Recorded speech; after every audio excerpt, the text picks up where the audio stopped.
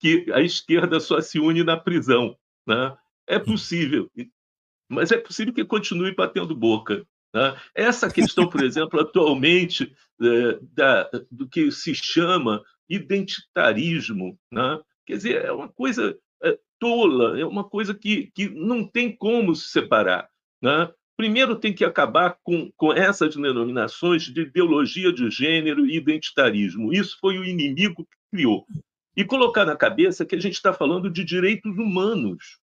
Estamos Uhum. falando de direitos humanos. O que toca a condição feminina é direitos humanos, direitos iguais para todos. O que toca negros e pardos são direitos humanos, salários iguais, escola igual. O que toca gays, a união civil, são direitos humanos. A pauta é de direitos humanos. A gente tem que refundar essa discussão para que tenha aqueles a opressão num país de origem colonial como o Brasil, que teve mais de 400 anos de escravidão, né, e continua tendo escravidão, né, ela é uma pauta de luta contra a opressão social, a opressão racial e a opressão de gênero. Né?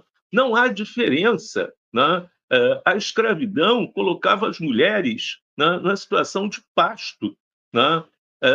É muito claro que a opressão tem vetores diferenciados. Né? Uma hora ela se manifesta de forma social, de exploração de classe, outras de exploração étnica, de exploração etária, crianças trabalhando ou velhos desprotegidos. Uhum. Né? É um conjunto de ações, e isso toca aos direitos humanos. Não há como separar uma luta de esquerda social contra uma luta de esquerda identitária. Não existe isso, isso é uma bobagem. Agora, eu também tenho uma experiência pessoal que eu nem nunca falo nisso, mas me deu vontade de falar, porque eu estava lendo aquele blá blá blá sobre a briga em torno da fala da Rita Kelly. Né? E Uhum. eu estava lembrando uma coisa fundamental. Eu morei, por obrigação, em tudo, longo tempo na Alemanha. E nessa época eu tinha cabelo preto, maior, enrolado, né? Tinha barba preta, etc. E sofri racismo imensamente. Racismo que eu não sabia o que era, porque eu sou razoavelmente branco, né, de classe média, na cidade do Rio de Janeiro, professor, estudante na época, mas professor e tudo, eu não sabia o que era racismo. A primeira Uhum. vez que um garçom mandou eu sair de um restaurante na Alemanha, ou a primeira vez que alguém segurou meu cabelo no metrô para perguntar se ele era duro ou macio, foram choques imensos. Quando uma criança virou para a mãe e falou: ele também fede, mamãe, porque ele é Nossa, estrangeiro. Né? Quer dizer, o nossa. racismo, e isso é uma citação de Jean-Paul Sartre, o racismo é uma condição de vivência de cada um. Ah, caiu o sinal do professor agora. Parou bem na citação a Sartre. A gente vai retomar o sinal. Que momento, hein? Dado biográfico do professor Chico, que chegou a me arrepiar aqui, gente. Não sei vocês aí.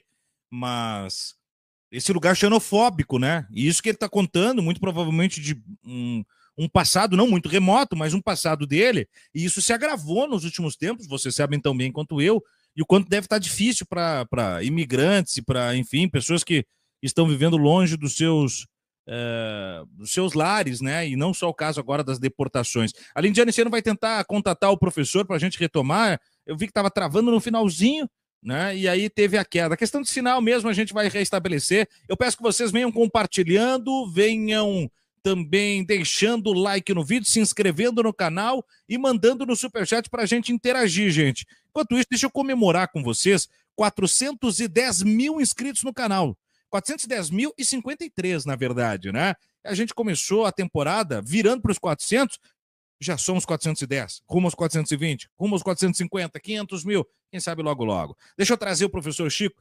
Professor, bem na hora que o senhor citava o Jean-Paul Sartre e a condição humana, aí teve a travada do sinal ali, pode ser dali.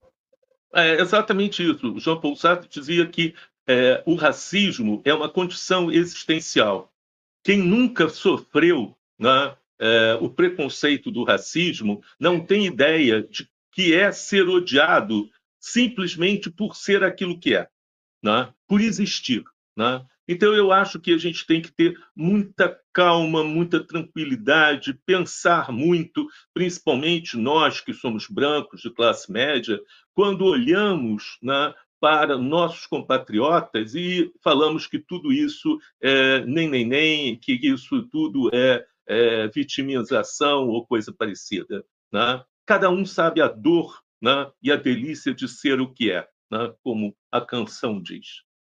Muito bom. Professor, nós estamos tão bem afinados aqui, né? A dobradinha está tão boa, que justamente o senhor antecipou uma pauta que eu queria trazer, que foi um texto que está repercutindo na internet, lá no jornal Estado de Minas, da Etienne Martins, uma jornalista, pesquisadora de relações étnico-raciais e doutorando em comunicação e cultura na UFRJ, e ela concebeu um texto que traz por título: Por que 22 anos de ditadura incomodam mais que 388 anos de escravidão?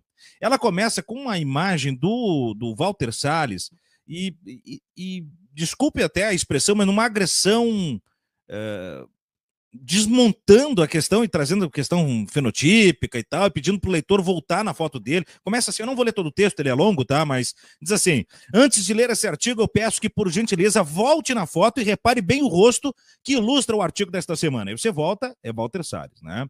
Atenha-se a cada detalhe, cada traço fenotípico, as texturas, as cores, e só então dê continuidade a essa leitura. Pode voltar na foto com calma, sem problemas, eu aguardo. Aí você volta na foto e tal, para entender a lógica, o texto vai seguindo e ela vai, enfim, trazendo essa condição da branquitude, desse lugar, muitas vezes de privilégio e tal, mas vai engrossando de tal forma o contorno identitário do texto que termina com a seguinte definição: para quem ainda não entendeu, essa não é uma crítica ao filme indicado ao Oscar, até porque eu não tenho como criticar uma obra que eu não assisti. Não assisti porque não é justo com meus ancestrais que foram escravizados pelos ascendentes deste diretor que eu colabore conscientemente e voluntariamente com seu lucro. Eu não consigo chegar nesse lugar, professor. Eu até quero abordar a minha visão a respeito depois, mas gostaria de ouvir o senhor sobre a tônica desse texto, né? Ainda que eu não tenha trazido todo ele é um texto longo, mas que vai nesse lugar de colocar uma pecha de herdeiro do escravismo para o Walter Salles, né? O professor caiu, e enfim, relativizar a ditadura. Então, enquanto o professor volta, eu vou trazer a minha visão. E aí eu quero ouvir vocês também. Mandem no superchat para a gente interagir. Gente, primeira coisa, eu concordo que a pauta identitária não pode ser maior do que a política no nosso campo de classe, né? É óbvio que temos que ter, enquanto o professor está retornando com a gente, nós temos que ter o abraçamento de políticas públicas, como disse bem o professor Chico Teixeira, humanitárias, que contornem sim a realidade específica de grupos minorizados, mas não pode se tornar um ambiente de tensionamento dentro do próprio campo político e que tente buscar uma hierarquia do grau de prioridade para um lastro unicista, né? E aí quando você vem nesse lugar de relativizar a ditadura e tentar correlacionar com a escravidão e atribuir ao Walter Salles a herança escravista do Brasil, é uma montanha de exagero e um monte de lé sem cré, professor.